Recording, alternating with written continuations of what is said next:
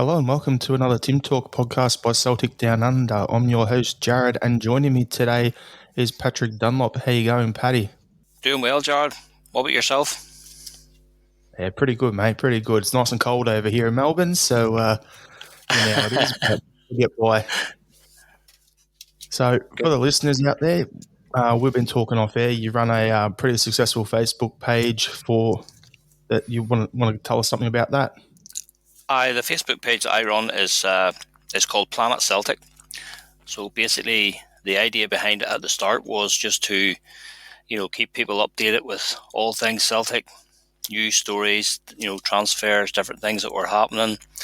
One of the things that we also started doing, we were amongst one of the first to. We basically started doing the live updates during games. So obviously, a lot of people who were reporting that they were at work. Maybe couldn't see the games or whatever, so we started to follow all the live games and give people regular updates on goals or chances or things every sort of 5 or 10 minutes through the game, so that there was always like a constant stream of updates for the game. So it started off just really like a bit of fun, but it very quickly took hold, and now we're sort of touching 45,000. We're heading for 50,000 followers.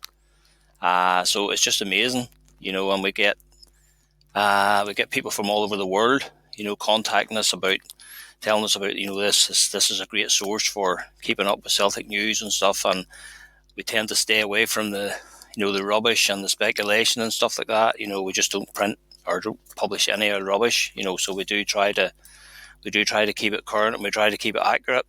So it's going well. It's been very, very successful. There's a 3-team of us, myself, and Kieran, and then Marie. So we all kind of chip in and do different things.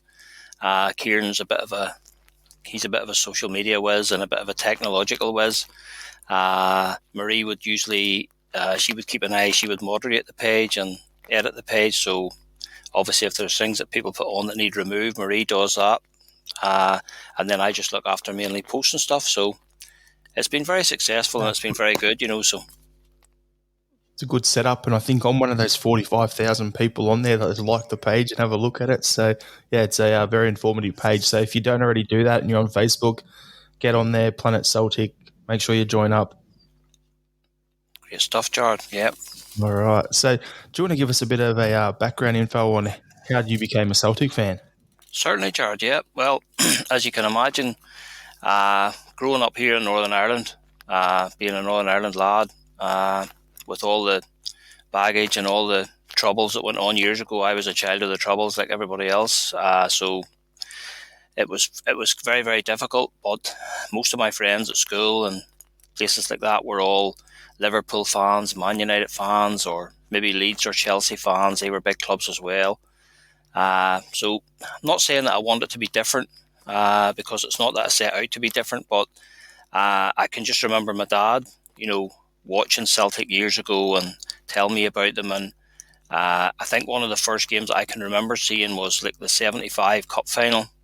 And that was one of the first games I can obviously remember as a child. And it just immediately struck me. What struck me was the jerseys, the green and white hoop jerseys, because as you can imagine at that time, most teams wore red or blue or yellow or white, but this was the first time I'd ever seen anything like that, so those green and white jerseys just absolutely captivated me, and I was just basically hooked from then.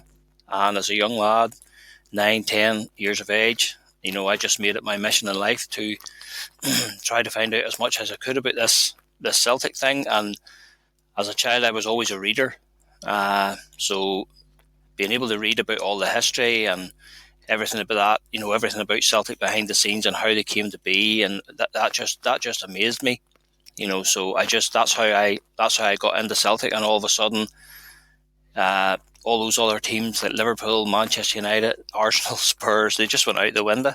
I wasn't interested anymore.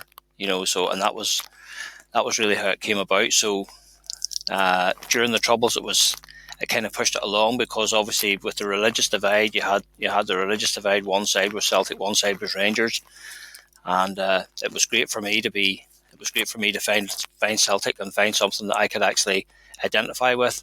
And once I started to find out about the history of the club and how they came into origin and stuff like that, that just resonated with me, and I just went from there. And here we are, like 50 years later. So something you just mentioned was the Troubles, and it's something that, Yeah. as soon as you said you're Northern Ireland, I was just wondering, like, how was that growing up with the divide, the Celtic, the Rangers side?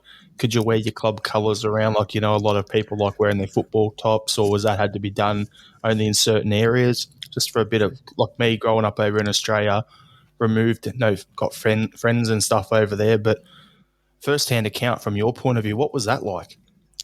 Well, when I was growing up, my early childhood was spent as obviously I was a Catholic, went to a Catholic school, but we lived in a very, very, what do you want to call it, loyalist Protestant area, and that was just the way things were at that time. Things that the troubles maybe weren't as bad at that stage, but because I lived in that area, not that I cared, I just wore my colours like everybody else, and if somebody didn't like it, that was up to them. But it was very dangerous, I suppose, looking back now. But then it maybe wasn't like that when I was 9 or 10. Maybe it wasn't just as bad as that, but I found that in the area that I was growing up in, most people got on okay. Everybody got on with each other okay. But I did get a bit of abuse here and there for wearing the Celtic colours once I got my first shirt. But like I say, it didn't stop me. I just carried on, and I never had any serious problems. And I mean, to be honest, I still do it, Jared. I mean, I have no problems wearing my colours, whenever I need to or whenever I want to. There's obviously still parts of Northern Ireland where you just wouldn't do it. It's not safe. It doesn't make sense. It just brings a lot of hassle for you. There are areas, where you can't do that. But on the whole, as a child, I didn't. I suppose there was a level of ignorance there as well. I just didn't. I didn't understand it, I suppose, at that age, and I just thought, well, why should anybody treat Celtic any differently than Manchester United or Arsenal? That sort of religious side of things and the religious divide didn't hit me until I got a wee bit older, until I started to understand it a bit. So once I did a bit of research into Celtic, and then all of a sudden the Celtic Rangers thing comes into play. And as you get a bit older, you get a bit more clued in, and you get a bit more streetwise. But I have to be honest and say it never stopped me. Mum and Dad used to warn me before I went out about, don't be going here with that Celtic shirt on, or don't be going there with that Celtic shirt on. But I just ploughed on, and to be honest, most of my friends were the other side of the divide, and I never really had any issues. The naivety of children, I suppose. That's a nice way. Well, that's exactly what it was. If you can imagine, the troubles were raging all around us. And I mean, I hate to downplay the troubles, but because the troubles were an everyday occurrence, and the things that were going on here, it became the norm. And people sometimes say, "Oh, how did you cope with that bad news?" or "How did you cope with this bad news?" But especially as children, and growing up as a teenager, that bad news that came every night or every evening or every morning, you just became sort of immune to it because it was happening every day. Just And everyday that's life. yeah, and that's not me downplaying anybody who lost their life, or or anything like that at all. I'm just saying that as children growing up, and as even as adults here, it just became normal, and that was another, I suppose, another horrible part to it. That it did become so normal that people just went, oh, there it's happened again last night, or there it's happened again this morning. So it did become part of so many people's lives, and we just became used to it. So, switching gears back to Celtic then, Okay. what were your thoughts on last season? Like, who do you think were the top performers and who underperformed?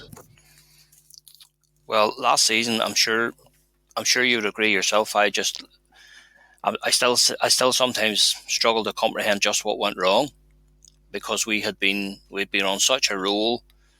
Yeah, we were aware that Rangers were regrouping again, but I didn't see them as being any potential threat really especially to the 10 in a row.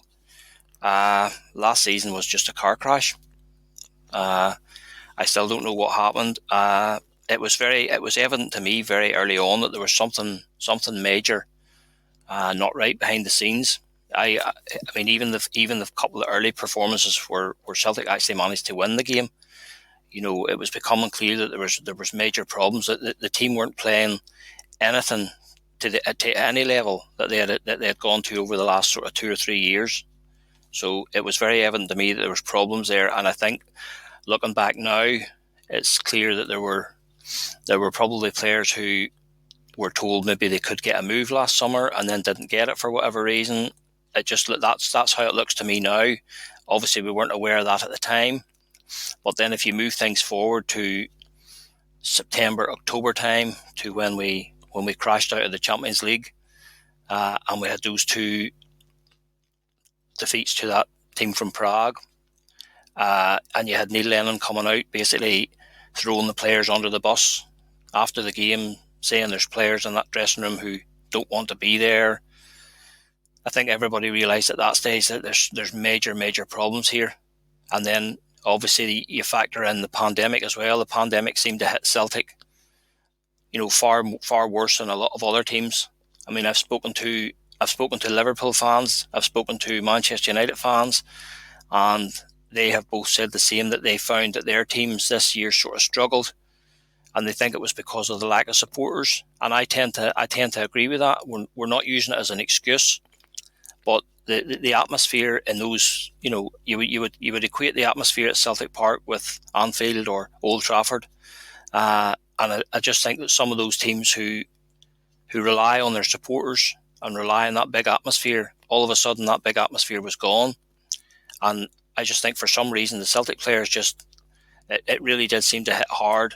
The lack of the supporters. I mean, I'm sure you've been at games, I know I have, where many games where the Celtic support in the last 10, 15 minutes of the game, they just simply won't allow the team to, roll over and be beat, or roll over and only draw the game. They've pushed the team on, and we've got many late goals, from the supporters really backing the team.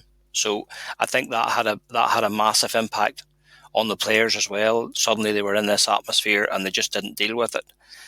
But with regards to who played, who didn't play, I just think, for me, there was only really a couple of players who got pass marks really for last season, and one of them would be Scott Brown, the other one would be David Turnbull.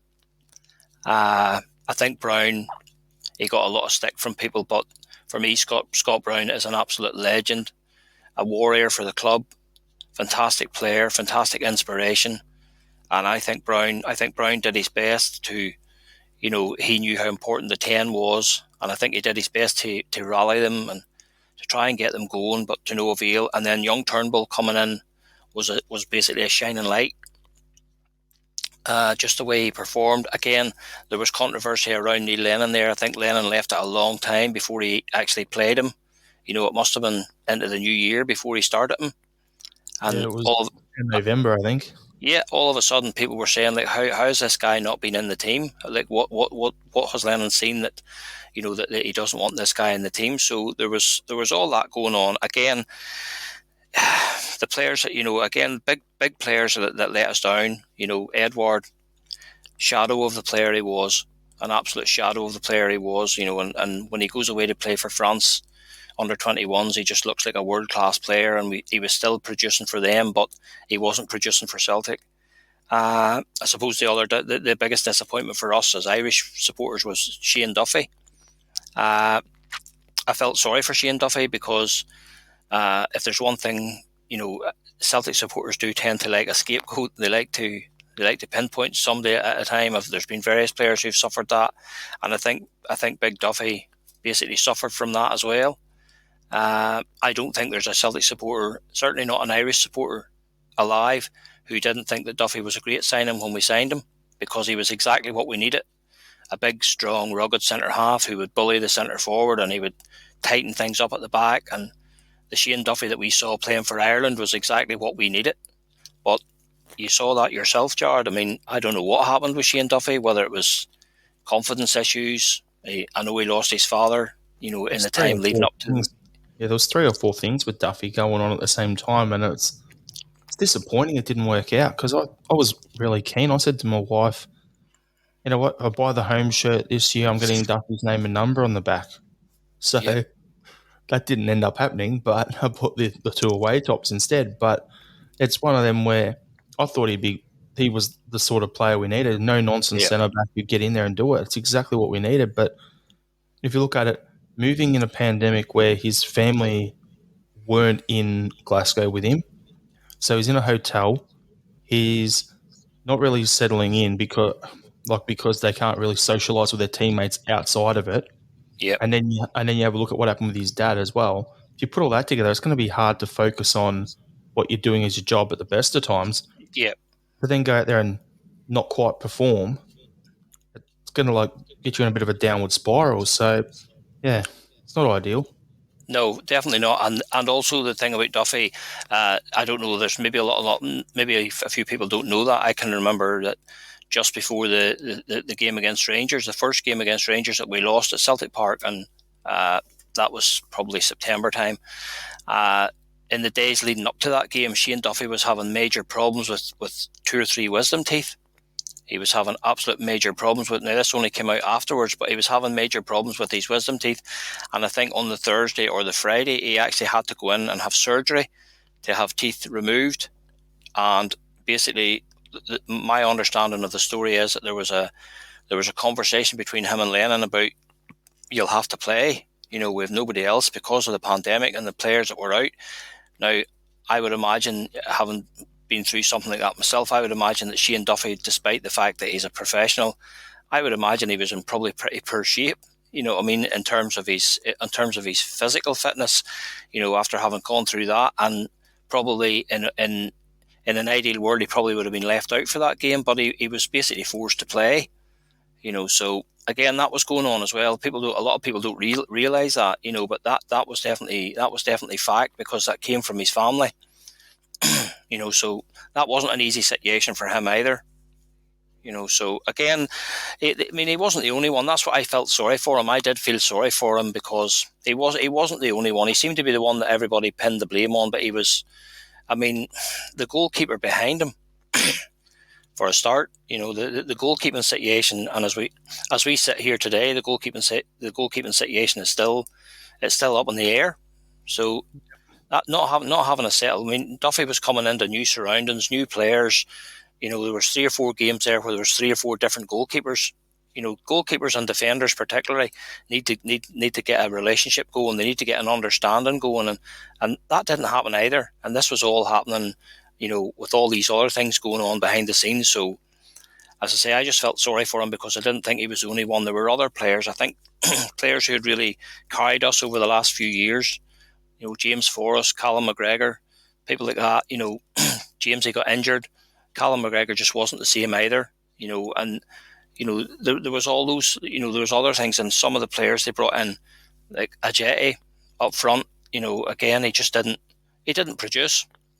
So I just felt sorry for Shane Duffy, and that, yes, he was to blame for a couple of goals that they lost here or there, but he wasn't the reason. Shane Duffy was not the reason that our season collapsed the way it did. Yeah, I have to agree with you on that. I think there was a lot of players who the levels dropped off, because I've spoken on previous podcasts as well, where all our loan players, they came in, like Laxalt come in for the first 2-3 games. He looked like a really good quality player. And then by the end of the season, he was just at a completely different level. Same with Kenny when he came in. Same with, Duffy went through the same deal. Yeti, when he come in, even though we bought him, scored like 5 goals in 6 games or something. And we're like, Yeah, okay, this is cool. It's Gary Hooper Mark 2. And then yeah, suddenly nothing happened after that. So I can understand exactly what you're saying and agree with you 100%. Any Celtic fan who isn't realistic enough to look at it in that way, yeah. then they're going into Delusionville, and we don't really want that. So it's not ideal, but glad the season's over and onwards and upwards into next season. That's what we were counting down the days at the finish there last year. It was just like, right, let's get this over with. I'll be honest with you, I normally get up and watch them because it's stupid o'clock over here. Like if it's a midnight kickoff, it's like 9 p.m. for the start of the season. But then if it's midday kickoff, sorry, then it's 9 p.m. over here. But if it's later on the season, when daylight savings change for both of us, it's 11 p.m. So you're like, yeah, I'll stay up, watch that till 1 a.m., go to bed, get a few hours sleep, go to work. Yeah. Towards the end of the season, I was like, I'll just watch a replay in the morning or when I get home from work, whatever. It got that way. So it was like, yeah, it wasn't ideal, but the season's over. And as an Australian, I think everyone out there, if we give him a little bit of patience and let him get his feet under the desk, Ange will do a great job. But yeah, I just want to get your take on the club structure with Ange coming in as manager. Do you still think we need to bring in a director of football to oversee recruitment, um, medical, the youth setup, all that sort of thing, or do you think we just go the structure with a manager in the same way we had when Brendan Rodgers was in charge? Well, I tend to think, Jared, I'm not entirely sure because of the way it's done. I know that's the way it's done in American sport. I like to watch the American sport, and I know the big sports there: basketball, hockey, American football. I know that's the structure that they have there, and it probably works okay. My concern about that is, there is an awful lot of the big clubs here. People maybe don't realise it, but a lot of the bigger clubs, especially the top names like Barcelona, Real Madrid, Manchester United, Man City, Chelsea, this seems to be the structure, that they have. My issue with that is just, and I think going back to Brendan Rodgers, I don't think Brendan Rodgers appreciated. Well, I know for a fact he didn't appreciate the sort of interference behind the scenes on transfer dealings. And the reason I say that is I just think there's still managers out there who they're not going to put their neck on the line and their reputation on the line to basically work with players, and I have to accept results based on players that maybe they didn't even want to sign in the first place. So that's my take on that. But again, obviously, if it's a kind of a structure where the manager works very, very closely with the director of football in terms of identifying players and things like that, and I'm not averse to that idea whatsoever. Basically, if it's if a manager and a director of football say we need a striker, and the manager and the director of football draw up a list of 4, 5, 6 players who they would like to sign, if the manager will be happy enough with any of those players on that list, and then the director of football goes and gets those players, I have no problem with that. I have no issue with that at all. But I think there has to be that relationship between the director of football and the manager. That's my opinion on it, because I don't see how it will work. As I say, going back to Brendan Rodgers, I feel over the last few years, Peter Lawwell sort of basically saw himself as an unofficial director of football, and he got involved in deals. I know that Brendan Rodgers had there. It's well documented already that there was a few deals. John McGinn was one. The guy at Leicester, Timothy Castagna, you see him playing. He's at the European Championships with Belgium at the minute. Those were deals that Brendan Rodgers had basically done, and were just all they needed to do was get those rubber stamped. All of a sudden, Celtic, the board, get involved, and you saw what happened with John McGinn. Didn't happen. Castagna didn't happen, and there were other deals as well. There was another guy at Seville as well. At Sevilla. Yeah, and then there's other guys that Charlie Masonda. Brendan Rodgers knew nothing about Charlie Masonda. There was one or two others who came in, and Timothy Weah was another one. Apparently, Brendan Rodgers knew nothing about those. All of a sudden, these players were just right. They're here. You're the manager. You work with them.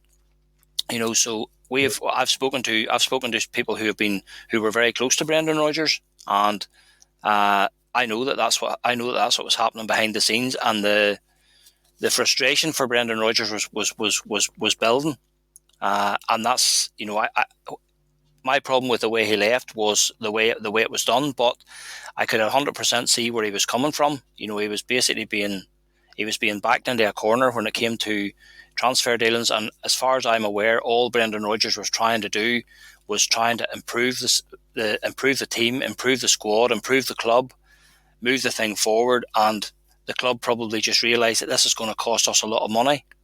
So as I say, my opinion on that is if they had looked after Brendan Rodgers, he would. There was a fair chance he would probably still be there, or he would still have been there for the 10. But it just got to the point where he just couldn't work with him anymore. There was, again, it's well documented that his relationship with Lawwell had practically broken down completely. So that's not good. So from this new structure, yeah, I can understand 100% that that's maybe what they want to do, because it's the way it is at so many big clubs. I mean, Pep Guardiola, I'm sure Pep doesn't go out and watch players and travel overseas. I'm sure that's all done by people behind the scenes.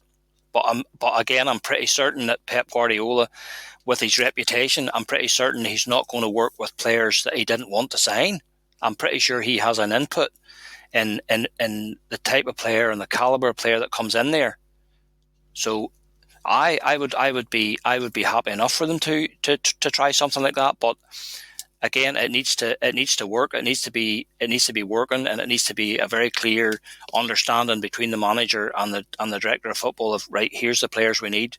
We need to go and get these players, But it's not just a matter of, I couldn't see managers being happy enough to say, right, we need a left back, just go and get me a left back, or we need a centre midfielder, just go and get me a centre midfielder. They might bring in somebody that the manager doesn't really fancy or doesn't rate, So I'm not entirely sure. There's rumours has come out this morning about Gordon Strachan. I don't know if you've seen those, Jared. I don't know if you've seen the rumours about Strachan.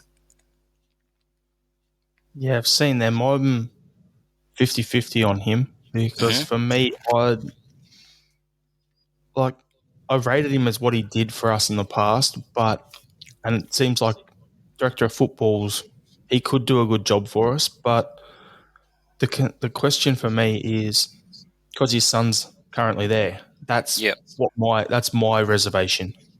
Is him coming in, if he comes in as director of football, is he going to force his son to stay at the club?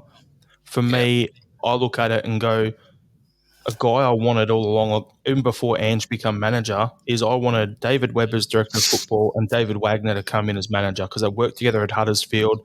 They'd worked together in the past. Webb had done work in Germany as well. So he's been a director of football at numerous clubs. He knows the ins and outs of it. Yeah. If we're not going to get him, or we want to do it with someone with a Celtic tint to him, who's been there, I don't know how his health is, but I think Jackie McNamara would be ideal in that role, because he's been a manager. He's done some front office stuff down in England. He knows the club. He's a former club captain. He's the sort of guy. And then you hear him talking on YouTube channels and stuff like that. I'm like, to me, he would be ideal in that role. Yep. Because it's a bit more current with what the current marketplace is like and current football. Yep. And then that takes away that issue. But is he physically going to feel up to it with his recovering from a stroke and all that sort of stuff? I don't know. Yeah. Well, as I say, that news has just come out overnight that they're supposedly looking at appointing Strachan in some kind of a technical director or director of football role. But again, that you point it to Strachan Jr. I mean, I don't know about you, but there's an awful lot of people here that basically think that John Kennedy and Gavin Strachan were very much part of the problem last season. So how can they possibly be part of the solution? Yeah, they're complicit in it. So as far as I'm concerned, I think Kennedy should, if he had anything about him and he wants to be a manager, he turned down the Hibs role for Jack Ross. Fine, because he may have thought it was too soon. But he's been in the main chair at Celtic for 10, 12 games, whatever it was. Yep. If he's not going to go now and say, I don't want to be a number two again, I want to be my own man, and look to go, the Dundee United role would have been perfect for him. Yep. Or going up to Ross County would be perfect for him. Go out for a few years, learn your craft, being the number one guy. That's what he needs to do. I'm sick of him being a number two. I think he needs to move on for his own good and for the good of Celtic.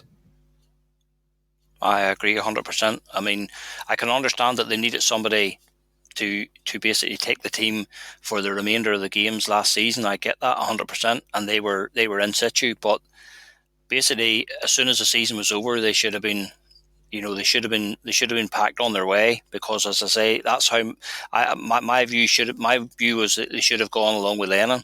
I know that would have left us with nobody, to take the team at that stage. But I know that's the view of a lot of people, in this part of the world, that there's an awful lot of the supporters. And again, going back to Postecoglou, I like what I've seen of him so far, but I just hope that he is allowed to bring in his own people. And I know a lot of supporters here are looking at this backroom issue as a sort of a guide as to what kind of guy this is. So a lot of people are saying if he's allowed to bring in his own people, that will tell us that he's not a yes man. But if he's basically foisted, if he has Kennedy and Strachan foisted on him, it's not going to go down too well with the supporters for him, and he's going to be on the back foot straight away. So, yeah. I suppose it remains to be seen, doesn't it? Yeah, well, one thing with Ange is he's not a yes man from what I've seen, everything, but he does always like to give Australian coaches a chance to come and work with him. And there's a lot of coaches over here who would love that. And we've seen over in the media today that, like in the A-League, Adelaide United, their season ended overnight, and their assistant manager, Ross Eloise, is been linked with Ange because they've worked together before at Brisbane Roar. So that's from our side over here. We're seeing that news at the moment as well. So Yeah. it's going to be interesting. But yeah, I don't really like what you say about Kennedy and that he should have gone at the same time Lennon did. I don't necessarily agree with that. What I would have loved to have seen, though, was if Kennedy was going to take over, we're 18 points behind. Realistically, we're not going to win because of the way the whole season had been playing out. Let's be honest.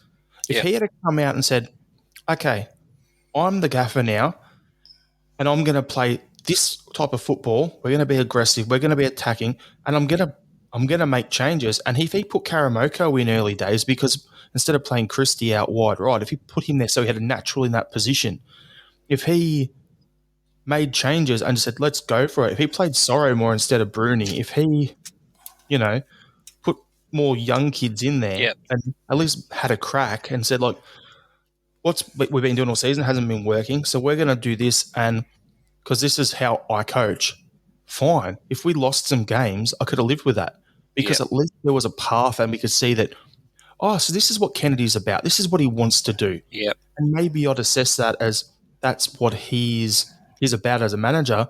And, okay, we were making some improvement, get him a full preseason, let him recruit, put his own team together. Maybe he could do the job. But because he didn't do that, he just jumped in there and did more of the same. Yep. I'm just like, no, he's got to go. Well, that was the overriding emotion that was coming through loud and clear when obviously on the We Planet Celtic page on Facebook we put up the team news. Obviously before on the day of the game, the team news comes out about an hour and a half before the game starts. So we will obviously publish the team so that people can take a look at the starting lineup. And that was the overriding message that was coming through loud and clear from our followers was, is Lennon still picking the team? Because this team just looks like Lennon's team. Kennedy has not taken the opportunity to even try something different. And as you say, given the fact that we were completely out of the thing anyway, we were so many points behind that it really didn't matter. So that he had a perfect opportunity there to basically say, right, I'm going to give this a try.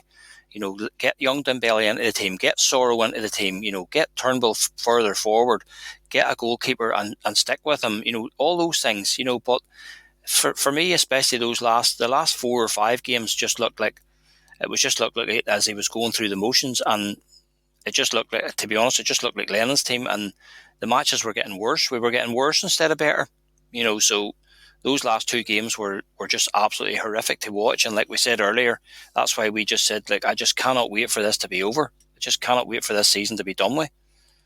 So he missed a major opportunity there to show the supporters, as you say, what he was about. This was his stage to basically say, right, well, I'm just going to do something completely differently. The one thing that I would like to see Celtic getting back to is getting back to playing with 2 men up front. I mean, this one man up front, that's one of the things that fries my head. I just don't like this one man up front, especially at home when we're playing the bulk of the teams in Scotland. We should be attacking those teams and going for the jugular against those other. I'm talking about the likes of Motherwell, Kilmarnock, Hearts, Dundee. Those teams, when they come to Celtic Park, we should be absolutely going for those teams in the way that Celtic teams have done in the past. And I just feel that this one man up front thing, and the slow build up and all that there, I would really like to see Celtic getting back to the 2 men, and Kennedy didn't even try that. He didn't even give that a go. That's one thing that would have endeared him to the supporters if he had even tried to, bring in Griffiths or bring back Ajeti or whatever. The young lad Klimala never got a chance for me. Never really got a proper chance. There was many games there towards the end of the season where we could have thrown an extra man up front and said, we'll get young Dembele wide and we'll try and get balls into the box and we'll have strikers up front. But he just persisted with the same thing that Lennon had done, and for me, that just proves that he wasn't up to the job. Absolutely. Agree with you 100% on that. So, to just wrap things up on that front, which current players do you think will be moving on from the club in the next 6 months or so? And what areas of the team do you think we need to strengthen? Well, I think you're looking at. I know all the loan players have all gone back already. They'll already have gone back, so you'll have lost the likes of Laxalt, John Joe Kenny, Shane Duffy, El Yunusi, people like that. So they'll already be going. I suppose the three main ones are Ayer, Christie, and Edward. Now, it looks to me as though Edward has been trying to work his ticket for quite some time.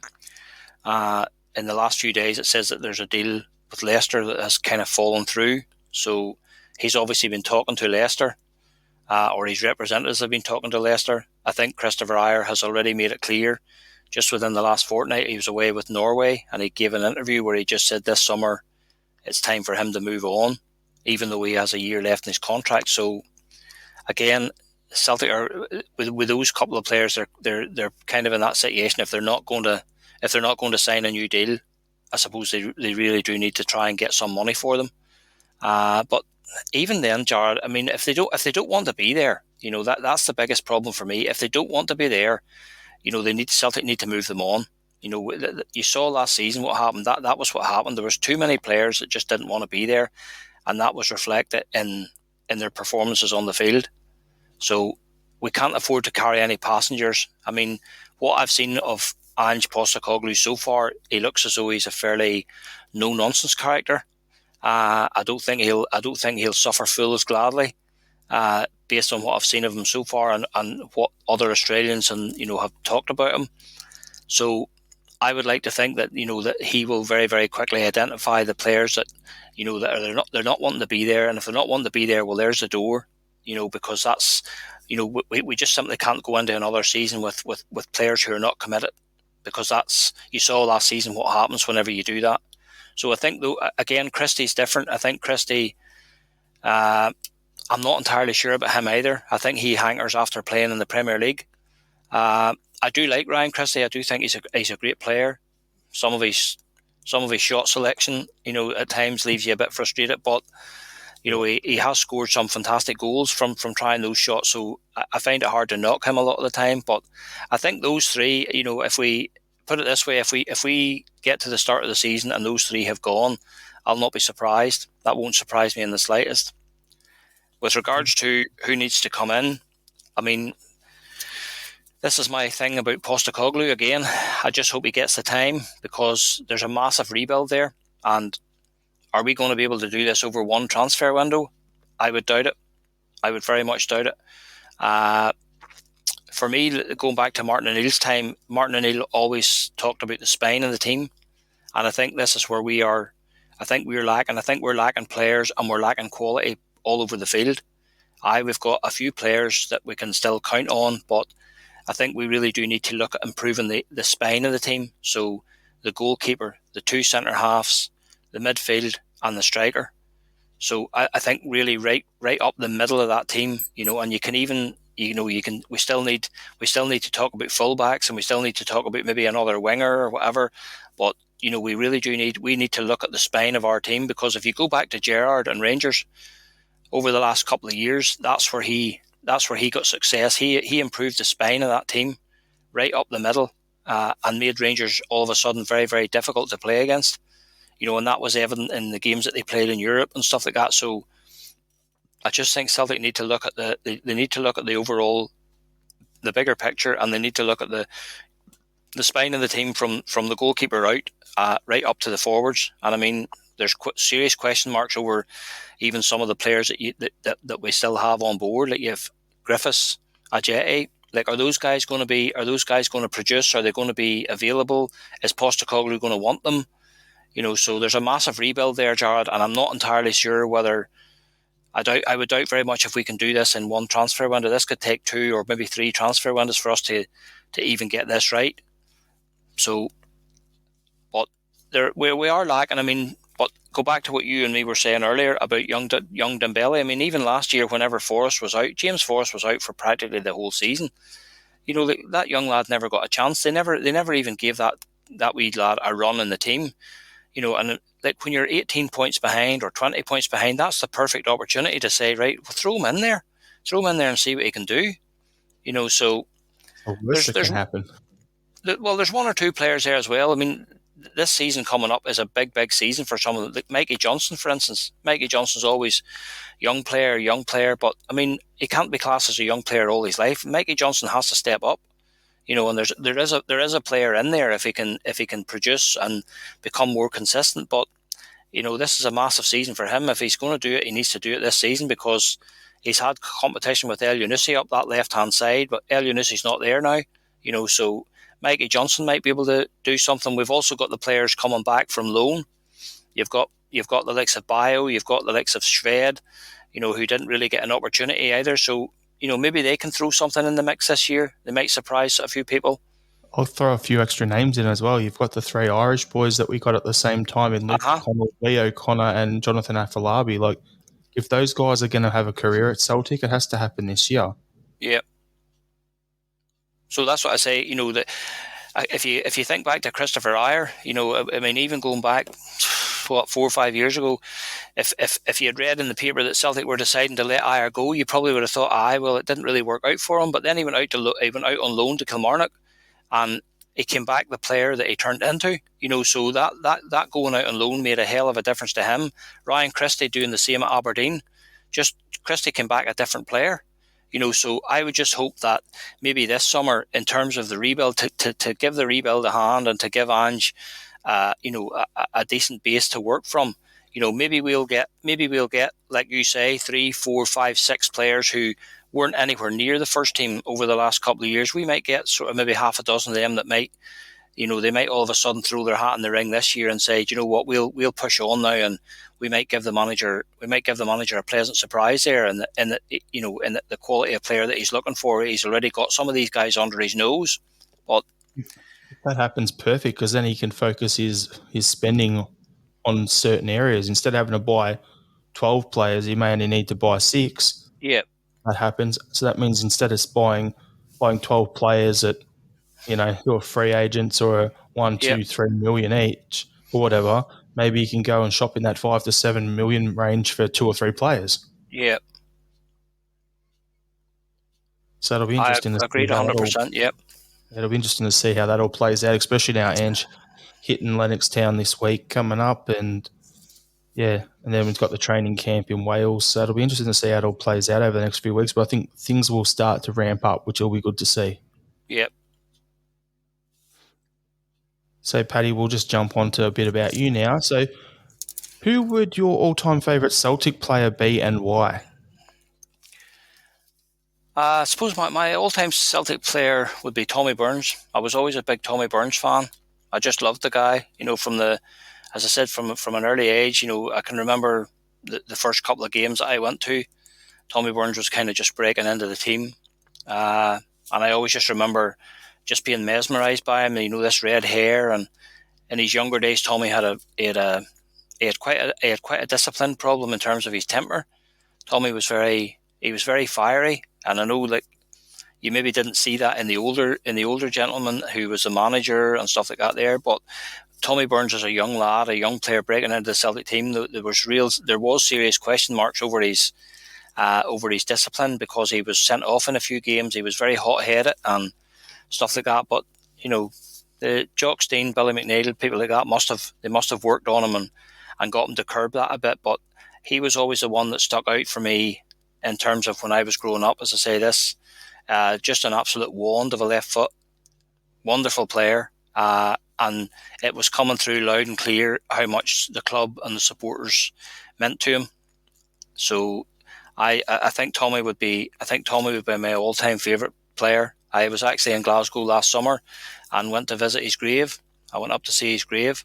So So it was nice to be able to go up there and pay my respects up there and get a wee photograph taken beside the grave and stuff. So I would say Tommy Burns would be my favourite. Obviously, you've got other guys like Henrik Larsson was different class, Lubo Moravcik and stuff like that. They were fantastic players, and I really enjoyed working with them. But if I had to pick one player to be my all-time favourite Celtic, it would be Tommy Burns. Yeah. And who would your all-time top 5 Celtic players that you've seen in your lifetime be then? You can have a couple of close. Okay, I'll go 7 if you need a few extras. Well, I suppose, I'll just, Danny McGrain is always one that comes out with everybody. I suppose Danny McGrain was amazing. I used to remember just the engine in the guy, up and down that right-hand side. And, I don't think I ever seen a player getting the better of Danny McGrain in a one-to-one tackle. Danny McGrain was amazing, as an amazing Celtic player. Paul McStay, again, I can remember Paul McStay breaking into the team as a young lad, 17, 18 years of age, and all of a sudden, people say if you're old enough, you're good enough, and that was definitely the mantra for Paul McStay. We got to maybe Paul McStay 17, 18 years of age, and you just couldn't have left him out of the team. He was that good. Paul McStay was an amazing player. Lubo Moravcik, another one. This is going back to Ange Postecoglou. I'm just hopeful that Ange will maybe bring in a couple of players that we don't know about. He's bound to have players in Japan. He's bound to have players in Australia. And I'm just hoping that we can maybe unearth another Lubo, because Lubo was never heard tell of him until he signed for Celtic.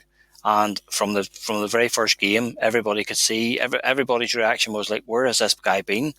We didn't get him until he was 32 years of age, 33, whatever. And we all just said, why could we not have got that guy at 25 or 26? Just That's absolutely 10 years ago. different gravy altogether. And then Henrik Larsson. Well, what can you say about Larsson that hasn't been said? I mean, I've been very fortunate in that all the travelling and all the games that we've been to and all those years under Martin O'Neill, Henrik Larsson was just absolutely different class. And the thing for me that stood out about Larsson was he was in the Rangers. He was in Rangers' heads. He was in their heads even before the game.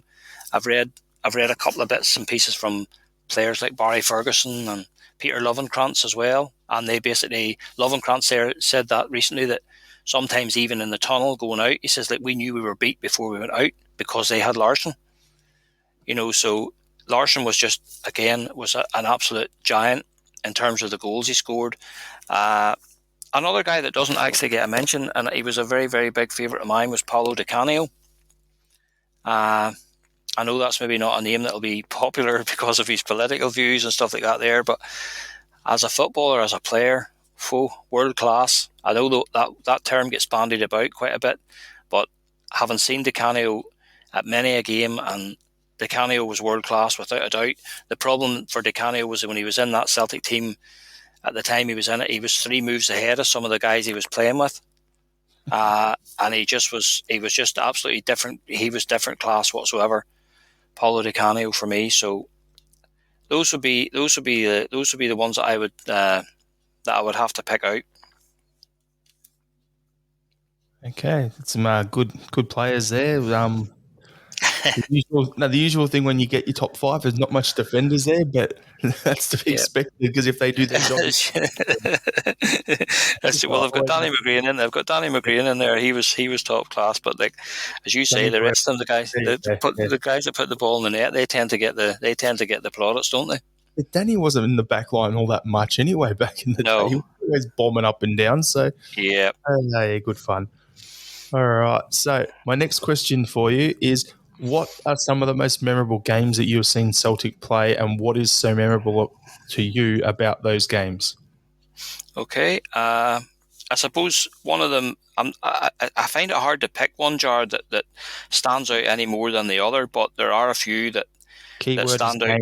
So you got a couple. Stand out equally.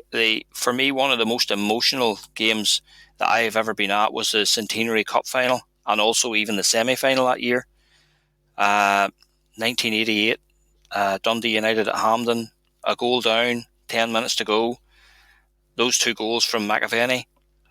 Being at Hampden that day, I was right alongside the just alongside the 18-yard line where the two Celtic goals went in, and the emotion in the stadium that day. I mean, grown men absolutely weeping and crying with emotion because the team had basically dragged themselves back again, and from a position of adversity, being a goal down, and to to secure the double in the centenary year was just something out of a fairy tale.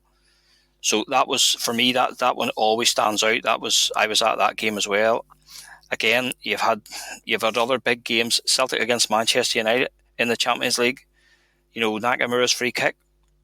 I can remember we were just right behind that. We were right behind the goal there. I was with my friend Morris, and I can remember actually saying to Morris, whenever I just saw the ball coming over the top of the wall, and I can remember actually saying to Morris, "That's in," because I could just see his pace and the swerve on the ball, and again the emotion in the stadium that night when if you remember that night, Boric actually saved a penalty in the last minute of the game. He actually stopped the penalty from Louis Saha.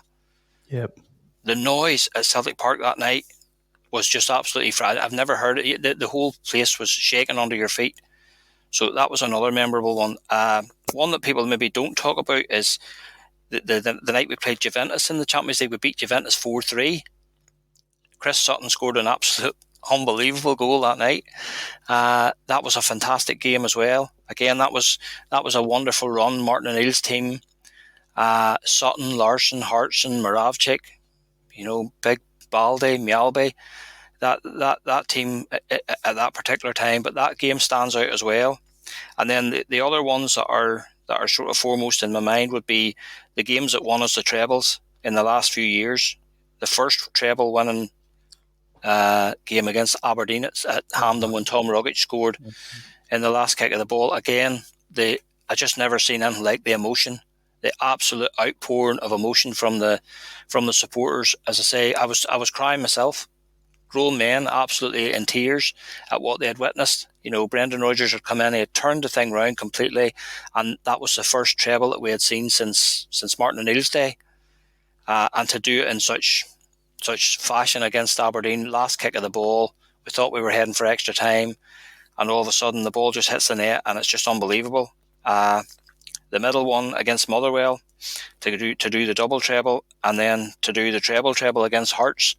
Again, that day against Hearts, I was with my son that day. We were right behind the goal that Edward was coming towards, and to just see Eddie lifting that ball over the keeper, and that was my view of it. If you ever get a chance to see that on the TV, you'll see the camera from behind the goals, and you can see Edward running in, and everybody behind the goals had the opportunity to stand up because we could see him running in on goal, and to just see Edward lifting that ball over the keeper and realise that we've done it again, 3 trebles in a row, was just absolutely. It's just as if time stands still, and the celebrations and the emotion from the supporters and the realisation of it always takes you a second or two to just realise what you've done, and what you've witnessed here. So again, this one, the last one there, the quadruple treble, it was okay. It was good to see it, but again, we weren't able to be at the game. But it was nice to see them. And then I suppose the very last one is the night that we beat. Well, 2 games against Barcelona. We actually beat Barcelona 1-0 in the UEFA Cup. Alan Thompson scored the only goal. We beat them 1-0. One of the coldest nights that I've ever been at a football match, that one. And then the night that we beat Barcelona in the Champions League, where Tony Watt scored the goal. So those are all some of my best memories of being at games and watching Celtic winning those big games. And I mean, even if you want to talk about Rangers, I mean, even the day that we beat Rangers to win I think it was 7 in a row or 8 in a row, we beat them 5-0 at Celtic Park. That was just an unbelievable occasion too. So there's quite a few, Jared. It's funny though, that's why I like asking that question, because, and that's why I say, what's so memorable to you about it? Because each individual person, you're feeling something different when a game like that happens. Like you mentioned, the one where Rogic scored the one for the invincible treble. Yep. That's my favourite moment, because I was at the local CSC here in Melbourne. Yep.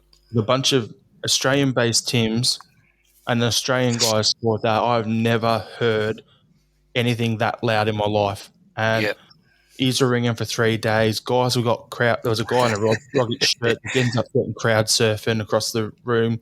yeah, It was just chaos. It was yeah, unbelievable. But that means a lot to me yeah, because that's what I felt at the time, and it's the same yeah, with you in each of those moments. Like yeah, no one else is going to have the exact same feeling about those games that yeah. you had because they're your moments. But thanks for sharing them with us because that's great. I love hearing that stuff. It is, and it's one of the things about being a Celtic fan. It's about being a family, and that's what I say. Like my youngest lad has started to go with me now. He's always been a Celtic fan, but he was take it or leave it for a year or two when he was younger. But just over the last sort of 5, 6, 7 years, he's just it's just grabbed him the way it's grabbed everybody else.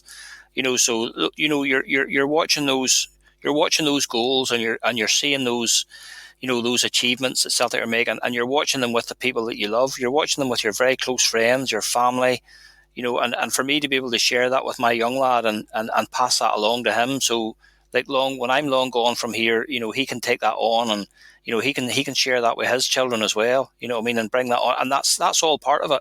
That's why I say it's following Celtic. It's an emotional journey you're on when you're following Celtic. And as I say, it's all you're not only watching the game, but you're with your very close friends. I'm always at the game with somebody very close to me, beside me or in front of me, or and where we tend to sit at these matches, we going from the club here in Ballymena, like our tickets are all usually in the one area, so you're always surrounded by the guys on your bus.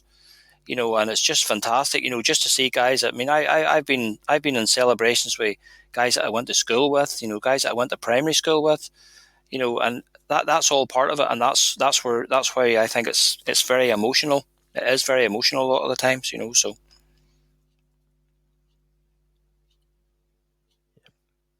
All right. And last question I've got for you will be if you could have Celtics have signed any player other than Messi and Ronaldo in your lifetime, who would it be and why? okay, well, I'll give you two. Two of my favourites were Perfect. uh, Diego Maradona and Johan Cruyff. I was fortunate enough to see both of these guys, and again, as I say, the term world class gets bandied about for me far too much, but these guys were just off the scale. I was fortunate enough to see the very, very good Dutch team of the sort of early to mid 70s. Guys like Cruyff, Neeskens, even Wim Janssen, former Celtic manager. Wim Janssen played in the midfield in that Dutch team. Uh, Johan Cruyff, what a player!